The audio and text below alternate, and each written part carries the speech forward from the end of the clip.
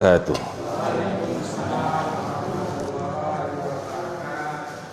Alhamdulillahi rabbil alamin, wassalatu wassalamu ala rasulillahi wa ala alihi wa ashabihi wa man tabi'ahum bi ihsan ila yaumil qiyamah. Asyhadu an la ilaha illallah wahdahu la syarikalah wa asyhadu anna Muhammadan abduhu wa rasuluhu sallallahu alaihi wa ala alihi wasallam. Bapak-bapak, ibu-ibu, serta hadirin hadirat jamaah rahimakumullah jami'an. Alhamdulillah, senantiasa kita bersyukur kepada Allah, Zat yang telah memberikan pada kita segala macam kenikmatan, baik berupa nikmat yang kita pakai maupun yang telah kita atau sedang kita menggunakannya, dan sarana-sarana yang mempermudah kita untuk semakin bertaat atau bersyukur kepada Allah. Baik, kita sekarang membahas dalam perkara yang berkaitan dengan sunat-sunat rawatib. Ya, walaupun mungkin pernah kita singgung, tapi nggak apa-apa, kita mengulangi sebagai bentuk ilmu untuk kita amalkan. Sunat rawatib itu diketahui oleh kita semua bahwa sholat-sholat sunat yang mengikuti sholat-sholat yang wajib. Itu namanya sholat apa? Sholat rawatib, sunat rawatib. Diketahui bahwasanya para ulama telah menjelaskan, mereka semua menjelaskan bahwa sunat-sunat rawatib itu untuk menutupi kekurangan-kekurangan yang ada pada sholat yang wajib. Memang demikianlah keadaan manusia, tidak ada yang sempurna dari kewajiban yang dijalani. Maksudnya tidak sempurna dalam mendapatkan seluruh pahala wajib tadi.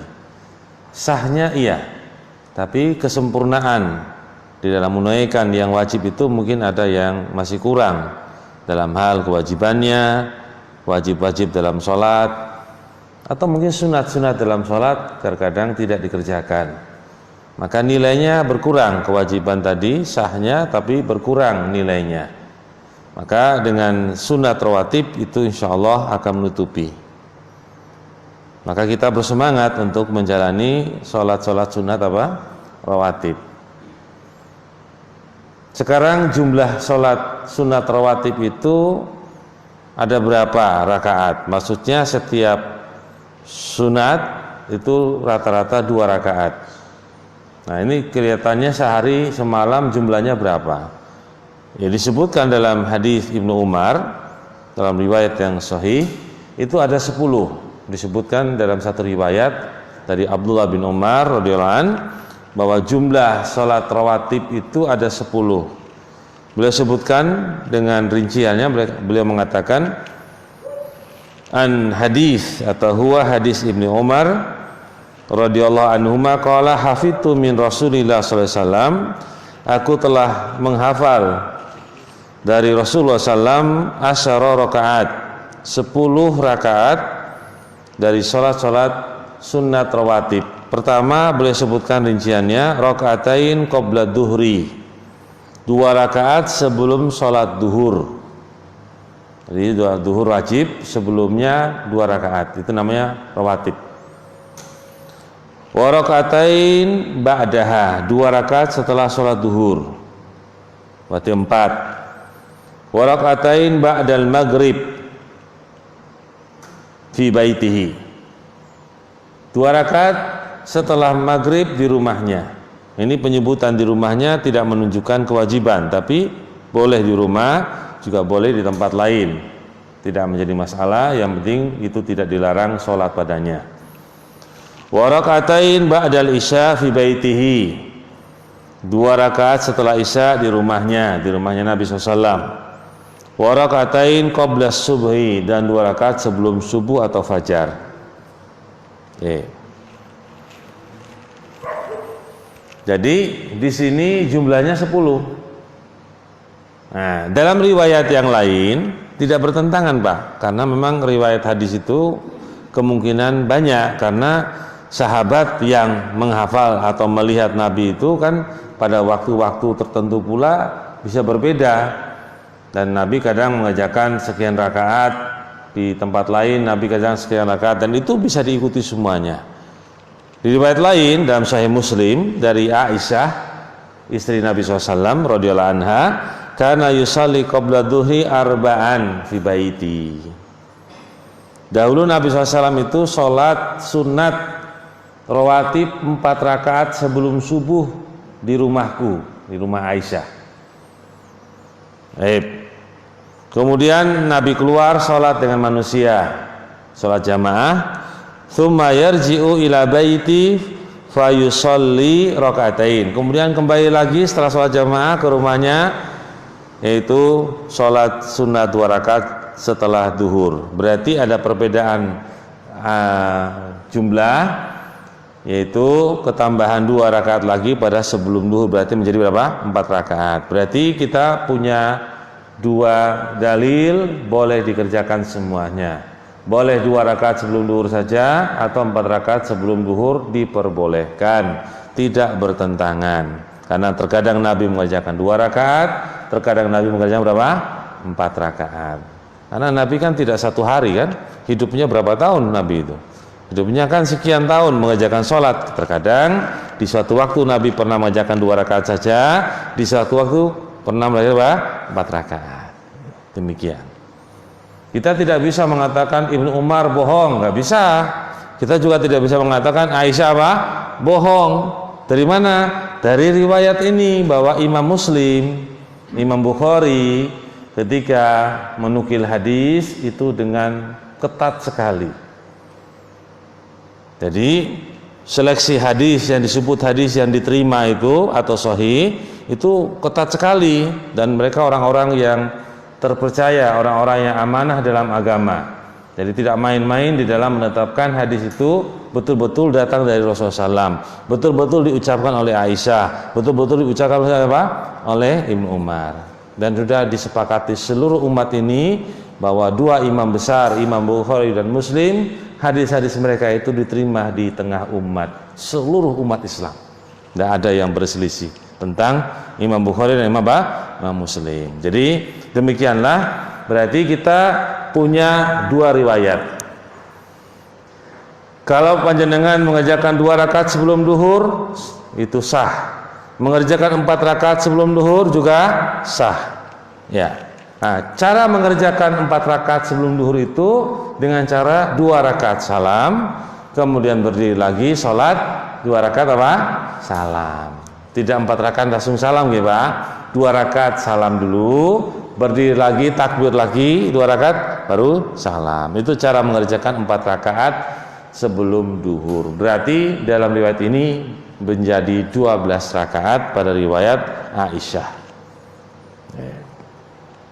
Keutamaan disebutkan dalam riwayat yang lain bahwa orang yang mengerjakan 12 rakaat sholat rawatib dalam 1 hari dan 1 malam, maka Allah akan membangunkan dia 1 bangunan, 1 rumah bangunan di sorga. Nah, kalau riwayat yang tambahan ini kalau kita kerjakan, dalam riwayat yang lain disebutkan bahwa akan dibangunkan 1 bangunan di surga. Allah Maha Kaya di setiap harinya. Berarti kalau kita mengerjakan di setiap harinya seperti ini 12 rakaat, setiap harinya akan dibangunkan 1 rumah di surga. Allah Maha Kaya. Allah Maha Kaya. Loh, kalau saya kerjakan selama bertahun-tahun, ya antum panjenengan pasti mendapatkannya asal mengerjakannya dengan benar dan ikhlas. Itu diterima. Bahkan riwayat yang lain, bangunan di surga itu bisa didapatkan pula oleh orang yang membangun masjid di dunia. Riwayat yang lain, ya, man banallahu, ya, man bana masjidan lillah banallahu apa? Baitan fil jannah. Orang yang membangun masjid Allah di dunia ini, maka Allah akan membangunkan dia 1 bangunan di surga. Kalau kita tidak bisa membangun masjid, Pak, kita dengan mengerjakan sholat apa? 12 rakaat ini dengan rutin insya Allah. Jangankan kita, permintaan dari siapa? Istri Fir'aun. Dia mengatakan dengan baitan fil jannah, meminta satu bangunan di surga dalam surat di Quran. Istri Fir'aun meminta apa? Adanya satu bangunan di surga. Ya. Ada satu riwayat lagi, Pak, sahih.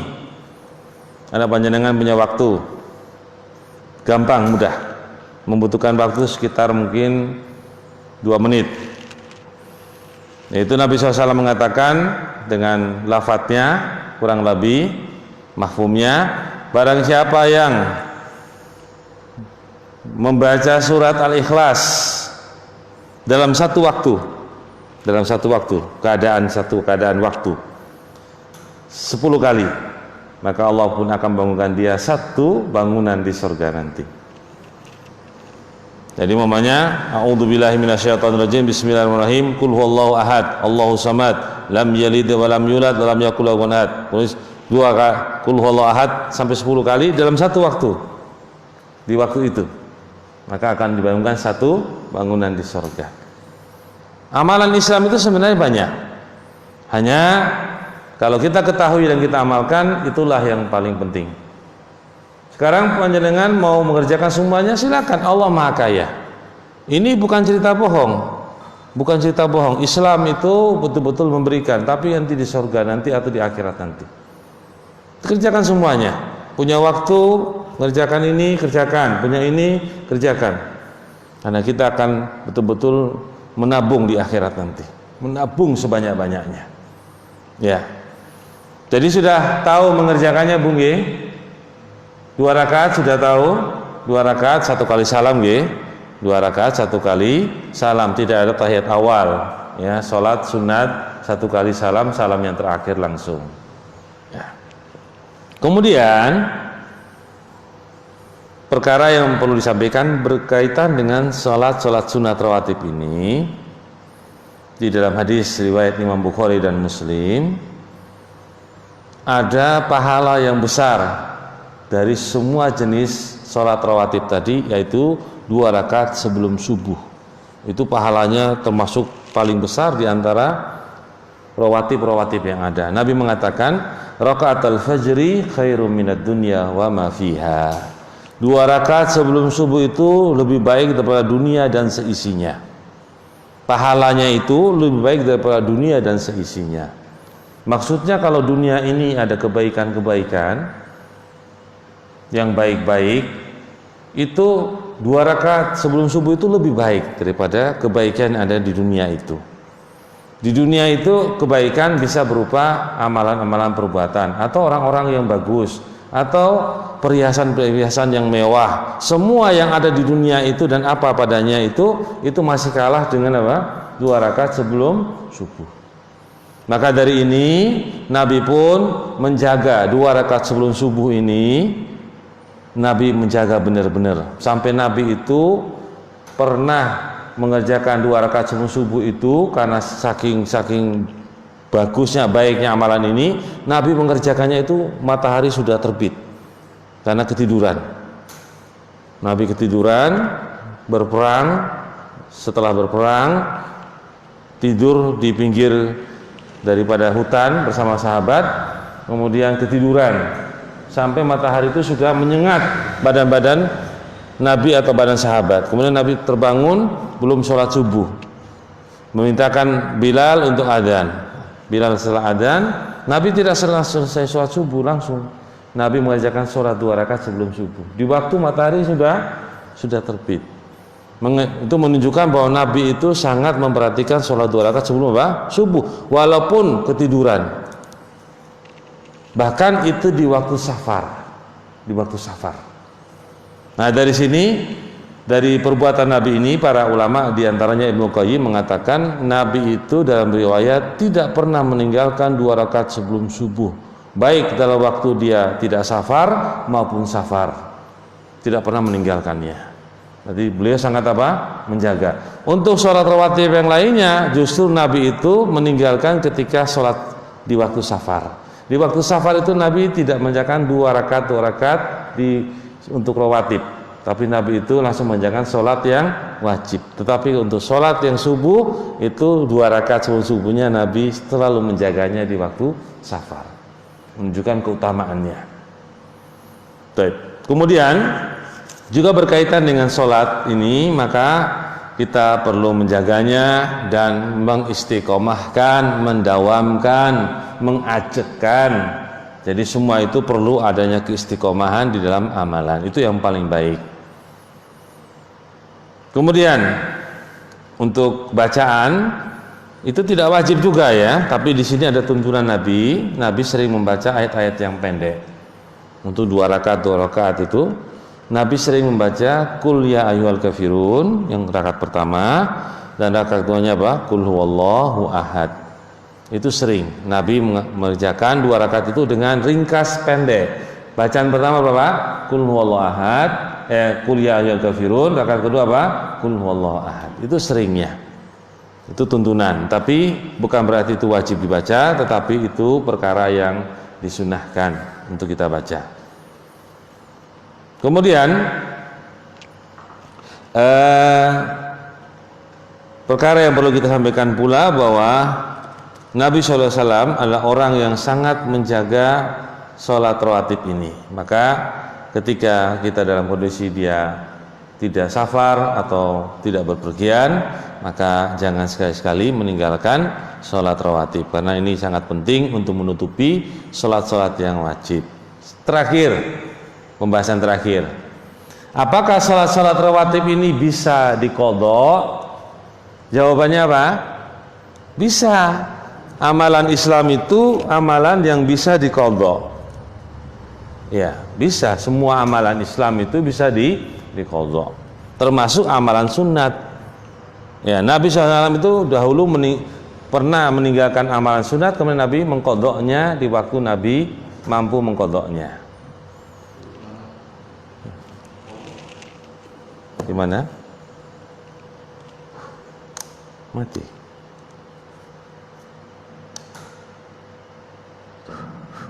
Tes. Ya. Kita sambung ya. Ya, nggak apa-apa. Jadi perhatikan. Boleh mengqadhanya? Boleh.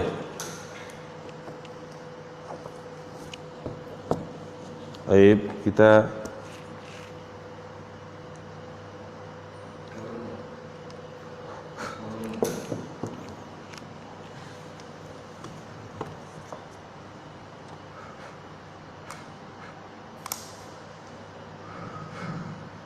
tes 1. Ya, kita sambung sedikit 5 menit insyaallah. Jadi mengqadha sholat sunat itu boleh. Ya. Nabi pernah tidak sholat rawatib setelah duhur karena kesibukan beliau. Ada tamu yang datang pada beliau, kemudian beliau tidak sholat 2 rakaat setelah duhur. Kemudian beliau pergi ke rumah salah seorang istrinya, kalau nggak salah Ummu Salamah. Kemudian beliau sampai datangnya waktu apa? Datangnya waktu asar. Beliau setelah datang waktu asar, beliau sholat asar. Sholat wajib asar. Setelah sholat wajib asar, beliau dari masjid pulang ke rumah. Sampai di rumah beliau sholat sunat 2 rakaat. Sunat 2 rakaat di rumah setelah sholat wajib asar. Ditanya oleh istrinya, apa yang kau kerjakan Nabi? Saya mengerjakan 2 rakaat setelah duhur yang tadi saya tidak sempat mengerjakannya. Itu dikerjakan bahkan setelah sholat asar, bukan 2 rakaat setelah asar itu, tapi qadha sholat 2 rakaat setelah apa? Duhur. Riwayatnya sahih. Itu. Berarti kita boleh mengerjakan mengqadha sholat rawatib kalau kita memang ingin mengqadhanya, kalau kita ketinggalan atau kelewatan sholat yang kita sering mengerjakannya. boleh. Contoh yang lain, sholat sunat yang lain bukan rawatib pula. Ini juga contoh. Nabi SAW pernah satu malam ketinggalan sholat malam, bahkan tidak sholat malam. Nah, ini yang menunjukkan bahwa sholat malam itu tidak wajib diantaranya. Sunat yang ditekankan tapi sampai tidak taraf wajib. Ya. Jadi Nabi SAW pernah tidak sholat malam, bahkan sholat witir pun tidak. Maka Nabi menggantikannya, mengqadha'nya di waktu duha. Tapi bukan sholat duha, tapi menggantikan sholat malam tadi. Nabi mengerjakan berapa rakaat? Di saat itu 12 rakaat menggantikan sholat malam yang Nabi itu ketinggalan. 2 rakaat salam, 2 rakaat salam, 2 rakaat salam, 2 rakaat salam. Dan Nabi tidak mengerjakan dengan ganjil, Nabi mengerjakan dengan genap. Di akhir sholat Nabi tetap 2 rakaat, yaitu 12 rakaat, tidak 11 rakaat. Karena sholat di siang hari itu sholatnya tidak ada yang ganjil. Sholat siang hari itu tidak ada yang ganjil. Maka Nabi mengerjakannya 12 rakaat menggantikan sholat malam. Itu bukan sholat duha. Sholat duha Nabi sering mengerjakannya, yaitu paling banyak sholat duha itu 8 rakaat dalam riwayat yang banyak, yang sahih, yang datang dari Nabi SAW. Jadi Nabi tidak selalu mengerjakan 12 rakaat di waktu duha, hanya Nabi itu menggantikan sholat malamnya. Seringnya Nabi itu mengerjakan sholat duha 2 rakaat sampai 8 rakaat. Ya Bu, Bapak, mengertos nggih? 2 rakaat salam, 2 rakaat salam.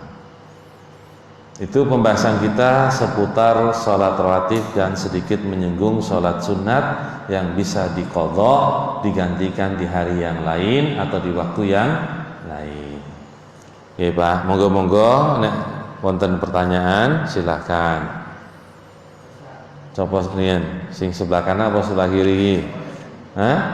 Kanan dulu, yang monggo. Apakah doa kita itu boleh sama dengan yang sholat wajib? Ya. Yang kedua, masalah sholawat itu apakah baca itu sebanyak-banyaknya atau kalau dibatasi itu boleh nggak? Misalkan 1000 kali itu boleh nggak? Ya. Yang pertama berkaitan dengan bacaan iftitah.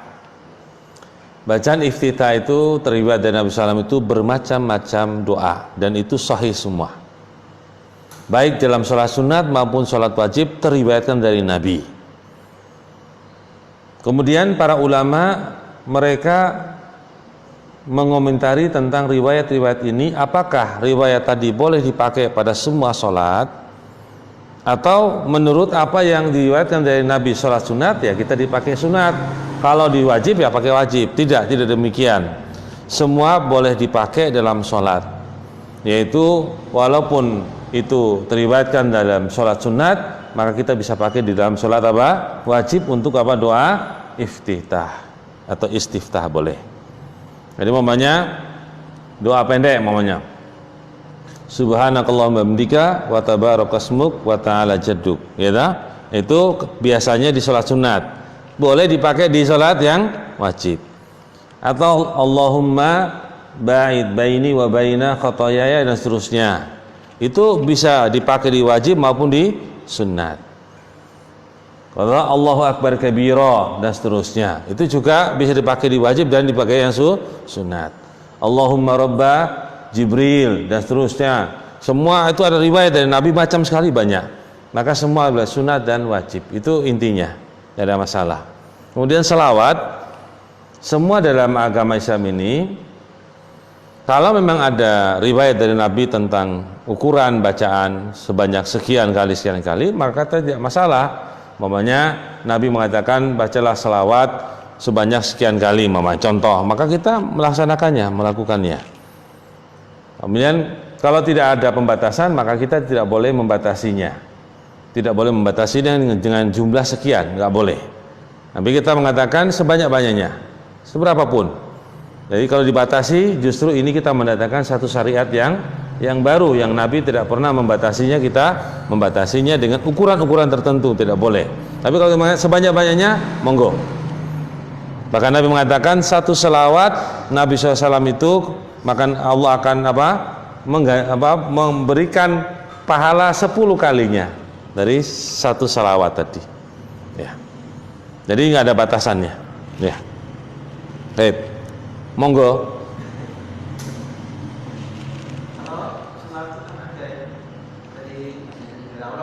Iya. Salawat. Iya. Innallaha wa malaikatahu yusalluna 'alan nabi. Ya, dan seterusnya ayat ini bahwa Allah dan para malaikatnya bersalawat atas nabi. Kemudian lafaz-lafaz salawat itu diajarkan oleh Nabi Shallallahu Alaihi Wasallam. Ya. Itu yang paling utama kita ikuti. Karena ajaran dari Nabi itulah ajaran yang terjaga dalam syariat. Apa yang Nabi SAW itu mengajarkan tentang ucapan salawat, itulah yang paling utama. Karena kita akan mengikuti yang paling terbaik. Kemudian kalau salawat, ucapan-ucapan salawat itu keluar dari lisan-lisan para ulama. Apakah boleh? Jawabannya dirinci. Selama tidak bertentangan dengan syariat, salawat tadi, isinya, isi-isi atau maknanya itu tidak bertentangan dengan makna salawat itu sendiri, baik isinya, maka diperbolehkan oleh ulama. Yang lain pula memperbolehkan, tidak masalah. Ya, karena kalau ditambah-tambahkan kemudian melenceng dari maksud salawat, itulah yang dilarang. Baterainya ini Pak, ini baterainya tuh masih ada tapi kadang nggak kuat. Nggak apa-apa. Pada dengar tak? Semuanya dengar? Insya Allah dengar. Hanya di luar yang nggak dengar. Jadi boleh Pak, selawat asalkan tidak memiliki makna-makna yang bertentangan dengan maksud syariat. Berselawat kepada Nabi SAW. Allah berselawat atas Nabi, maksudnya rahmat Allah turun kepada Nabi. Kalau malaikatnya berselawat atas Nabi, artinya apa? Malaikat itu meminta apa? Ampunan. Ya. Dan seterusnya. Ya. Ya. Ya.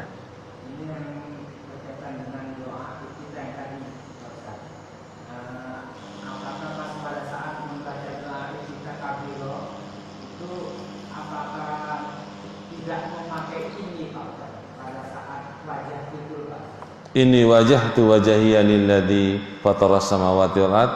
Itu maksudnya? Iya, maksudnya pada saat membaca doa kita sudah saya dengar adalah tadi tidak memakai ini.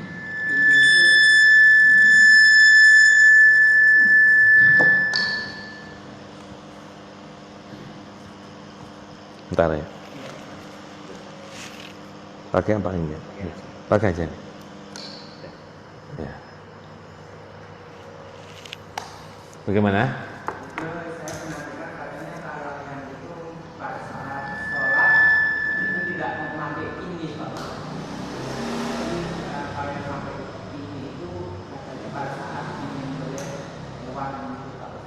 Atau itu benar Pak? Enggak, riwayat dalam doa istiftah atau istiftah itu pakai ini wajah tu wajahiyah. Iya, ini sesungguhnya aku menghadapkan wajahku. Nah, ini itu artinya sesungguhnya aku. Yaitu dipakai tidak mengapa karena memang lafadz aslinya demikian. Sehingga kalau ada orang yang mengatakan demikian, dia harus datangkan dalil. Kenapa tidak boleh? Padahal riwayatnya menggunakan apa? Ini. Kalau dia bilang tidak boleh, ada dalil yang lain enggak yang tidak membolehkan? Atau dia ngarang-ngarang sendiri? Kalau dia ngarang-ngarang sendiri berarti tidak dipakai karena pendapat dia. Nih. Kalau riwayat inni wajjahtu wajhiyah. Ya. Inni itu artinya sesungguhnya aku, bahasa Arabnya. Pertanyaan saya Pak Ustaz. Hmm. Belum tanya, Pak. Ya. Kalau sholat sunnah itu yang pertama, pada saat sholat sunnah rawatib boleh nggak memakai sujud tilawah? Sunnah Sunnah rawatib oh, iya. Ya. boleh nggak memakai sujud tilawah? Ya. Dan yang kedua, kalau sholat sunnah qadha itu kan tadi pada saat Nabi tidak melakukan setelah zuhur, dia melakukannya Ya. setelah asar. Ya. Kalau bagaimana kalau sholat wajib itu Pak Ustaz, kapan boleh dilakukan sholat qadha Pak Ustaz? Ya. Kalau masalah sujud tilawah karena membaca ayat-ayat yang di situ disunatkan untuk sujud tilawah, itu bisa dikerjakan di waktu sholat, baik sholat wajib maupun sholat sunat, ataupun di luar sholat, tidak dalam sholat, maka semua itu diperbolehkan. Berarti jawabannya boleh. Kemudian yang berkaitan dengan apa tadi yang kedua? Qadha. Tapi untuk sholat wajib, sholat wajib itu asalnya dikerjakan di waktunya. Asalnya tidak boleh kita menunda-nunda sholat, meninggalkan sholat apa? Wajib. Kecuali seorang itu tertidur dari sholat wajib atau lupa dari sholat wajibnya. Maka ini dipahami ya. Asalnya sholat wajib itu dalam kondisi normal, orang tidak lupa, tidak tertidur, maka dia harus mengerjakan di waktunya. Harus. Dia tidak boleh meninggalkan sholat dengan sengaja, menyanyiakan sholat dengan menggunakan waktu, masuk ke waktu berikutnya baru sholat. Nggak boleh dengan sengaja. Tapi kalau dia tertidur dari sholatnya atau dia lupa dari sholatnya, maka dia mengqadha sholatnya ketika dia ingat atau ketika dia telah bangun dari tidurnya. Dipahami itu nggih? Namanya Nabi mengatakan idza nama au nasya an salatihi fa salatuhu hina dzakaraha. Orang yang tertidur dari salatnya atau lupa dari salatnya, itu salat yang wajib. Maka salatnya itu ketika dia ingat. Namanya panjenengan sekarang mamanya waktu Isya. Dengan tertidur nih, belum waktu Isya udah tertidur terus sampai waktu subuh. Nggih. Loh, aku ki urung salat Isya ya. Tadi malam kelihatannya kok tidur kok belum salat Isya. Maka panjenengan wajib mengqadha salat Isya tadi di waktu antum panjenengan ingat tadi. Ingat bahwa saya belum salat, maka panjenengan berwudu, mempersiapkan untuk mengqadha salat Isya di waktu subuh. Jadi bisa dua kemungkinan, setelah salat subuh atau sebelum salat subuh. Umpamanya panjenengan masih punya waktu untuk mengqadha salat Isya sebelum diiqamatkan salat subuh, maka kerjakan dulu salat apa? Salat Isya dulu. Tapi panjenengan pas ingat itu mepet, waktu subuh sudah diqomatkan, kerjakan dulu sholat subuh. Kerjakan dulu sholat subuh. Setelah sholat subuh kemudian baru sholat apa? Isya, mengqadha sholat Isya tadi. Ngerti? Karena kita itu tetap masih dibebani kewajiban ketika kita belum mengerjakan apa? Kewajiban. Maka Islam itu tidak memberati kita, yaitu ketika kita ingat, ketika kita bangun dari tidur kita, baru kita mengerjakan sesuatu yang masih menjadi beban kita. Itu pun kalau ingat, Pak. Jadi kalimat ingat itu perkara yang juga menjadi catatan. Kalau kita belum ingat, ya belum dipaksa, karena kalau orang nggak ingat bagaimana coba? Apa mau mengerjakan sesuatu kalau dia bilang nggak ingat ya, sesuatu yang pernah dilupakan, kan nggak mungkin. Kalau dia ingat baru dibebani, yaitu dia kerjakan sesuatu yang dia ingat bahwa dia belum mengerjakan sholatnya. Iya bang ya, itu. Jadi demikianlah Islam, gampang, mudah. Asalnya harus, tapi kalau ada kendala ada solusinya. Monggo, mau apa lagi? Misalkan kalau misalkan kita dengan sengaja di masa lalu Atau pada saat safar atau perjalanan itu Pak Ustaz, boleh nggak kita mengkodoknya? Ya, kalau kita masa lalu sengaja, ketika saat ini kita sudah tahu tentang masalah yang demikian, masalah sholat ini, maka kita bertaubat dengan taubatan nasuha. Islam itu gampang juga.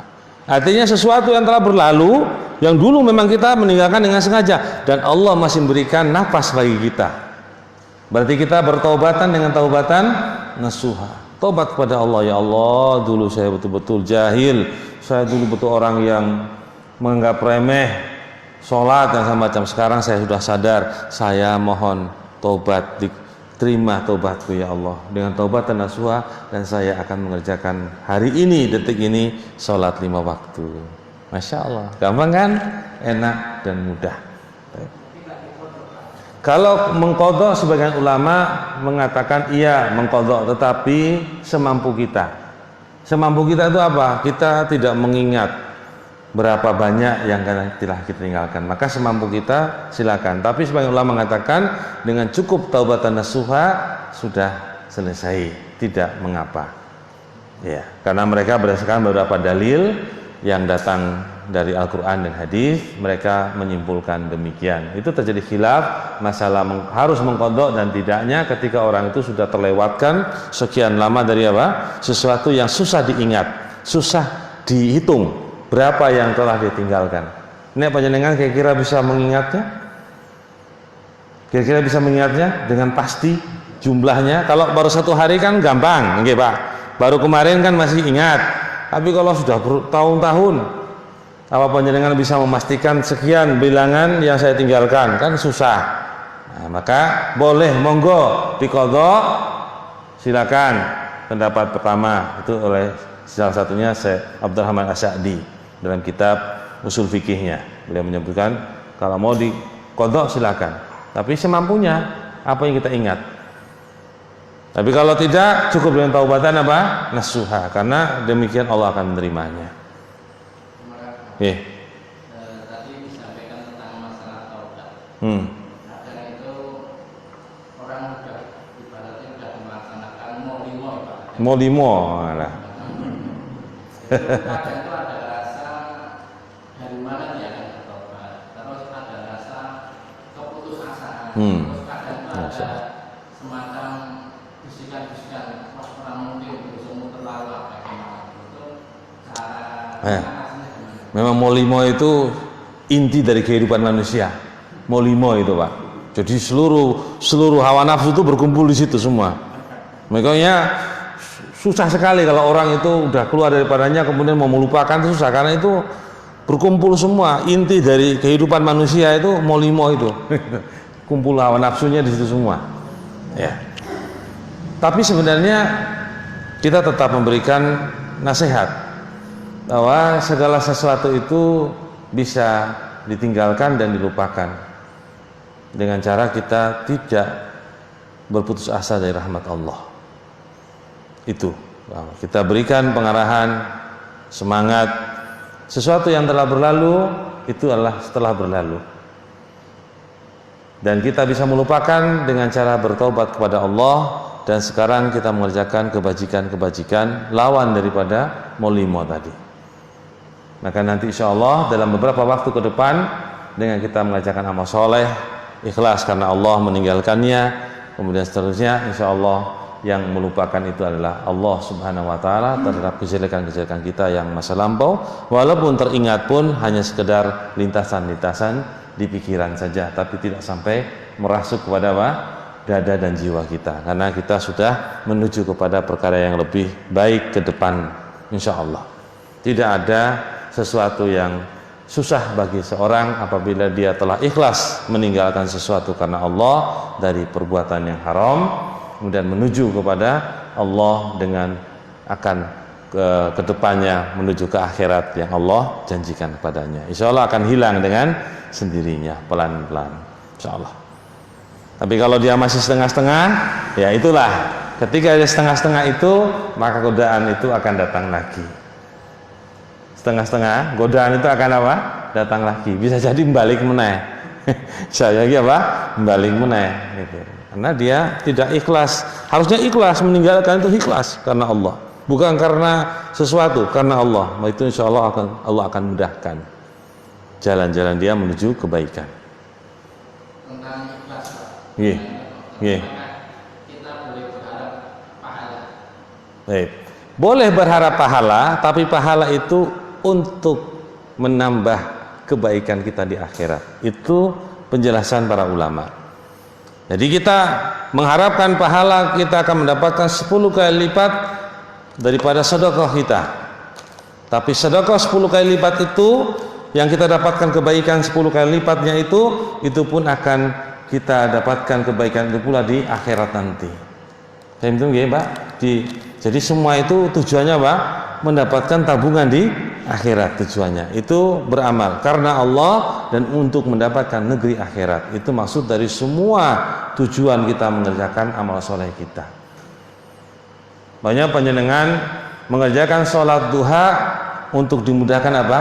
Rezekinya. Dimudahkan rezeki situ maksudnya agar kita mendapatkan kebaikan yang banyak dari rezeki tadi untuk bekal di akhirat nanti. Ini Pak, tetap bisa, boleh.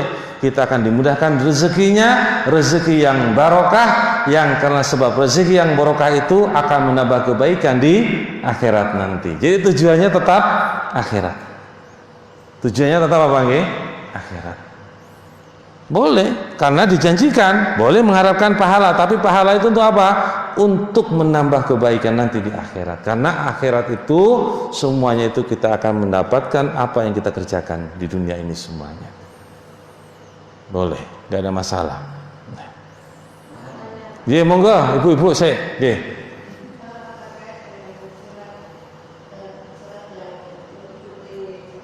Ya, ya.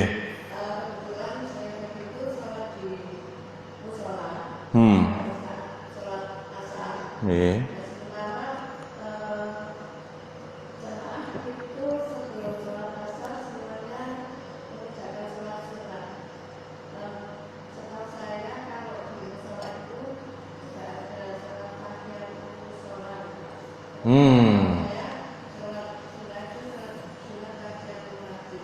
Iya, iya.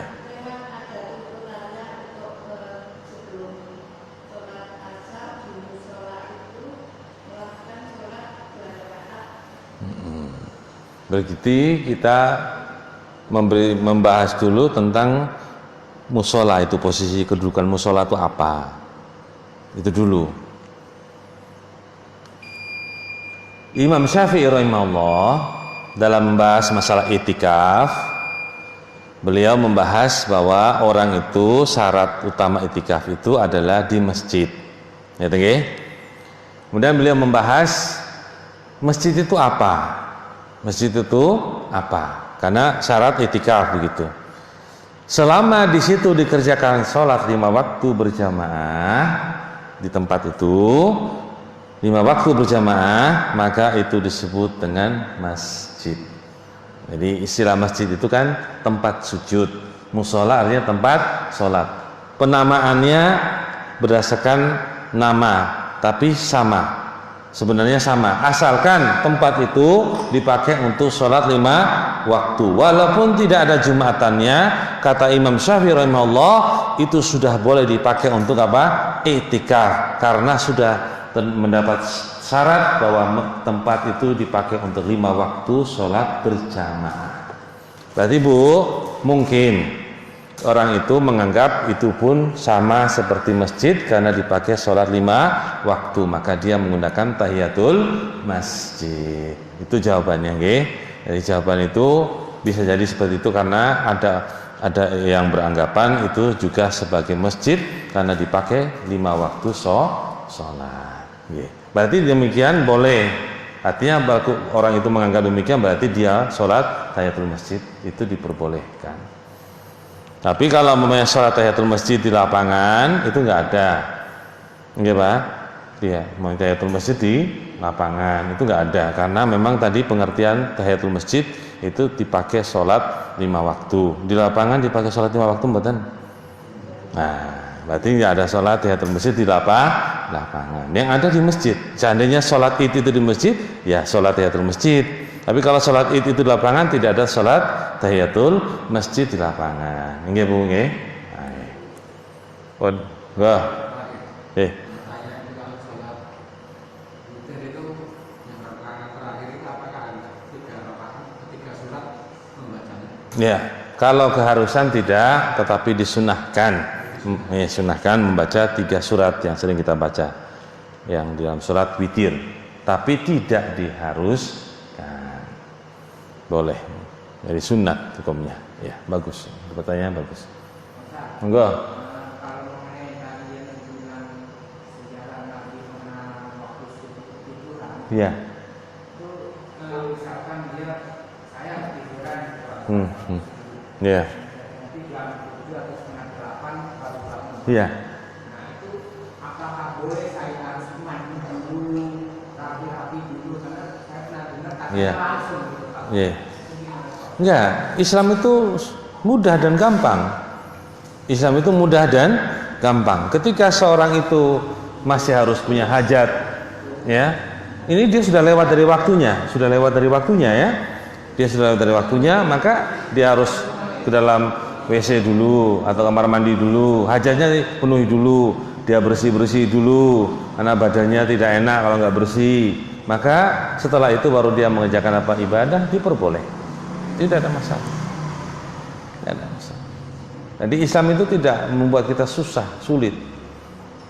Nabi SAW itu pun dalam riwayat ini pun menunjukkan demikian, isyarat ke sana. Itu Nabi bangun, masih bangunkan Bilal dulu, suruh adzan dulu. Padahal sudah lihat dari waktunya adzan. Setelah adzan apa? Tidak langsung sholat subuh, apa? Sholat sunat dulu. Artinya mengisyaratkan bahwa sesuatu itu tidak harus dikerjakan, tetapi apa? Memenuhi satu hajat-hajat dulu, tidak ada masalah. Nggih Bu, Bapak nggih. Jadi tidak ada masalah. Kecuali di waktu itu sudah sempit waktunya. Maka ada perkara-perkara yang kita utamakan. Pokoknya waktu subuh sudah sempit, ini mau lewat waktu subuhnya. Nah, kita tidak punya hajat yang terlalu. Kita hanya mungkin bangun sekedar sikatan wudhu mungkin. Mandi juga belum perlu karena tidak terlalu penting. Maka kita lebih mementingkan tidak keluar dari waktu sholat subuh mamanya. Tapi kalau situ kita mau harus pipis, kita harus apa? Buang air besar, itu harus ya. Walaupun waktu itu sudah mau keluar, tetap kita menjalani hajat kita tadi. Karena apa? Ketika kita mengerjakan sholat dengan kita mau buang air besar dan pipis, justru itu makruh, hukumnya makruh, bahkan bisa haram kalau masalah tadi mengganggu sholat. Oke Pak, maunya sholat tapi dalam kondisi badannya muter-muter. Ini takut waktunya sudah keluar, ternyata itu bahkan justru bisa haram tingkatannya. Maka selesaikan dulu. Allah itu maha pengasih dan ada kemudahan bagi kita. Memang kita punya hajat seperti itu. Ada hajat yang memang tidak bisa ditinggalkan, yaitu seperti harus ke belakang dan seterusnya. Ya. Sudah adzan belum Bang? Cereng? Hah? Sekali ini. Ini yang dilakukan pada sholat Jumat puasa. Mana yang lebih baik Pak? Saat kita datang ke masjid, tapi khotib sudah menaik mimbar, kita langsung duduk atau tetap kita melakukan sholat sunnah qobliyah sunat? Kalau sunat qobliyah sunat wala alam, qobliyah Jumat wala alam, dalam riwayat tidak ada, tapi dia sholat tahiyatul masjid ada. Jadi sholat 2 rakaat yang ada ketika imam khotib naik mimbar, kemudian ada sahabat datang, Rasulullah SAW sambil berkhutbah menegur orang yang duduk, dari masuk langsung duduk, disuruh berdiri kemudian sholat apa? Sunat 2 rakaat itu sholat tahiyatul masjid, bukan sholat qobliyah. Sholat tahiyatul masjid nggak ada. Yang ada ba'diyah Jumat, yang ada ba'diyah Jumat. Qobliyah Jumat nggak ada. Yang ada sholat tahiyatul masjid. Itu peristiwa Nabi menyuruh seorang yang datang masuk ke masjid, seorang datang duduk langsung. Nabi melihatnya, Nabi sedang berkhutbah. Nabi suruh dia berdiri untuk sholat sunat 2 rakaat. Itu dah, begitu aja. Wallahu a'lam bishawab. Mudah-mudahan bermanfaat bagi kita semua. Subhanakallahumma wa bihamdika asyhadu an la ilaha illa anta astaghfiruka wa atubu ilaik. Assalamualaikum warahmatullahi wabarakatuh.